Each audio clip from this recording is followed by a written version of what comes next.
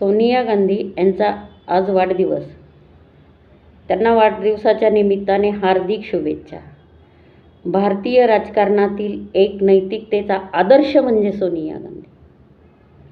त्या केवळ विदेशी आहेत हा एकच धागा पकडून भारतीय राजकारणात त्यांना बदनाम करण्याचा प्रयत्न केला गेला. राजीव गांधी यांच्या हत्येनंतर त्या मायदेशी जाऊन राहू शकत होत्या, परंतु त्यांनी तसं न करता भारतातच राहून आपल्या दोन्ही मुलांचं संगोपन करण्याचा निर्णय घेतला. इथे खरं पाहता फार हिम्मत लागते, तर ती हिम्मत सोनिया गांधी यांच्याकडे होती.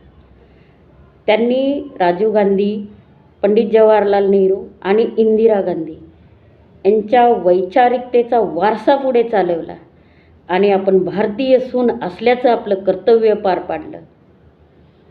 एक विदेशी महिला कंबर कसून भारतीय राजकारणात उभी राहते हे भल्या भल्या राजकारण्यांना सहन नाही झालं.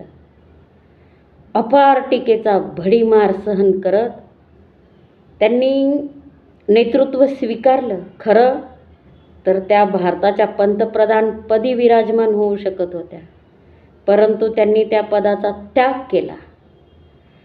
सत्ता ही क्षणभंगूर असते, परंतु त्यातून निर्माण होणारा आदर्श हा काळाच्या पलीकडे जातो. ही सीख त्यांनी भारतीय सार्वजनिक जीवनाला दिली. म्हणून अशा या कणखर नेतृत्वाच्या महिलेस माझा सलाम. ईश्वर